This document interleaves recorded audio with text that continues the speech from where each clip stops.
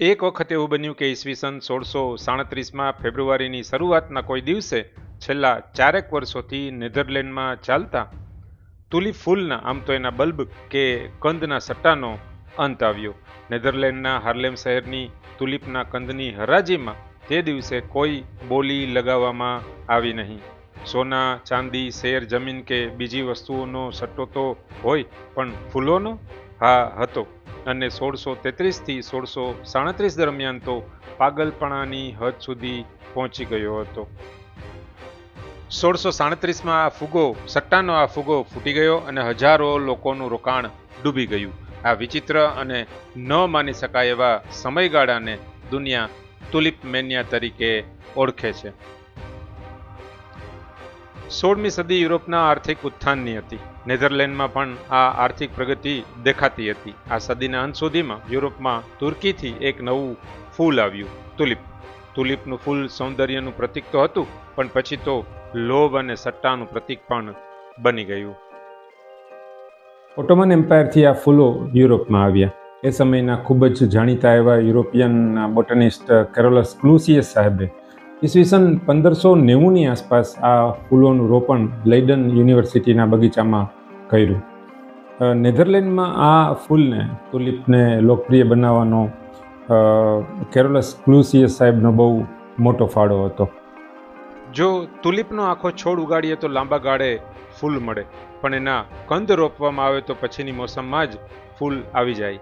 કંદને શરદ ઋતુમાં રોપવામાં આવે અને વસંતમાં એમાં ફૂલો આવી જાય. ક્લુસિયસ સાહેબે જોયું કે અમુક કંદમાંથી નીકળતા ફૂલ બીજી સિઝનમાં રૂપરંગે સાવ બદલાઈ જતા હતા. એમની પાંખડીઓ પર અનોખા સ્ટ્રિક્સ અને ફ્લેમ્સ દેખાવા લાગતા. દેખાવ વધારે સુંદર બની જતો. વિજ્ઞાન કહે છે કે આવું વાયરસને કારણે થતું હતું, જેને તુલિપ બ્રેકિંગ વાયરસ તરીકે ઓળખવામાં આવે છે. આ વાયરસ ઇન્ફેક્ટેડ અથવા બ્રોકન ફૂલોએ પછી તો વનસ્પતિ શાસ્ત્રીઓને અને એરિસ્ટોક્રેટ્સને એટલે કે ઉમરાવ વર્ગના લોકોને મોહિત કરી દીધા. આ ફૂલો પછી તો ધીમે ધીમે એક સ્ટેટસ સિમ્બોલ બની ગયું. લોકો આ ફૂલની ખરીદી કરતા ન હતા, પણ જાણે આબરૂની, પ્રતિષ્ઠાની, પ્રેસ્ટીજની ખરીદી કરતા હતા. આમ તો આ વાત પણ વિચિત્ર લાગશે, પણ ક્લુસિયસ સાહેબના બગીચામાં પછી તો ચોરીઓ પણ થઈ અને ધીમે ધીમે આખા નેધરલેન્ડમાં આ ફૂલનો, આમ તો આ કંદનો એક વેપાર, એક ધંધો શરૂ થઈ ગયો. તુલિપનું ફૂલ પોતે તો માત્ર એક જ અઠવાડિયું જીવે, પણ એનો કંદ દરેક વર્ષે ફરી ફૂલ આપતો. બીજથી છોડ અને છોડ પર ફૂલ આવવામાં તો ઘણો સમય લાગે, પણ કંદ એટલે બલ્બ અને એના ઓફસ્પ્રિંગ બલ્બ્સ તો દરેક વર્ષે ફૂલ આપવા માંડે. આ કંદ હવે એક કોમોડિટી બની ગયા હતા.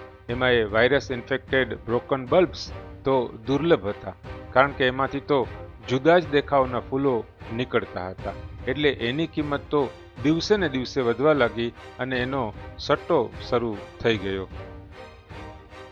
1633 પછી તો આ ધંધાનું ગાન પણ વધ્યું. લોકોએ પોતાની બચતો લગાડીને કે ઘરબાર ગીરો મૂકીને પણ તુલિપની લેવેચ શરૂ કરી દીધી હતી. એટલે તુલિપના કંદની લેવેચ શરૂ કરી દીધી હતી. આ બધા બલ્બ કે કંદ પાછા માટીમાં જ હતા.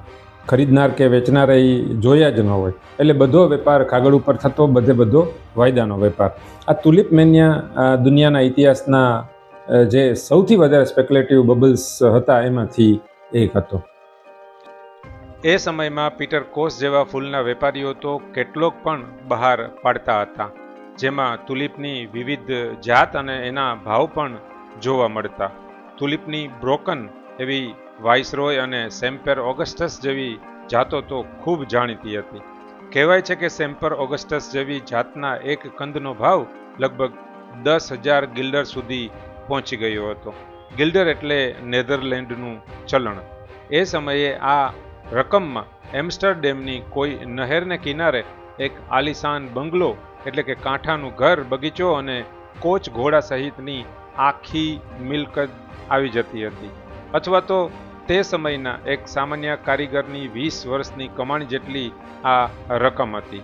એક સમય એવો આવ્યો કે કેટલાક લોકો સોના કરતા તુલિપના કંદને વધારે કિંમતી માનવા માંડ્યા.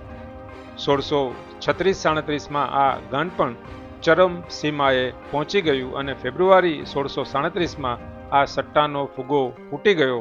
હજારો લોકોની બચતો સાફ થઈ ગઈ અને મોટી નુકસાનીમાં આવી ગયા. સટ્ટો કે જુગાર સદીઓથી ચાલતો રહ્યો છે. આવા સટ્ટામાં માણસનો આર્થિક ઉન્માદ ક્યારેક માનસિક ઉન્માદમાં પલટાઈ જાય છે, એનો આ તુલિપ મેનિયા પુરાવો છે. માણસો વસ્તુની ઉપયોગિતા કે જરૂરિયાતના બદલે એના પ્રતીક અને એની પ્રતિષ્ઠા ઉપર વિશ્વાસ કરે છે. 4 સદી પછી પણ માણસ બદલાયો નથી. ક્યારેક તુલિપ, ક્યારેક જમીન, ક્યારેક શેર, ક્યારેક સોનું, ક્યારેક ચાંદી અને હવે ક્રિપ્ટોકરન્સી.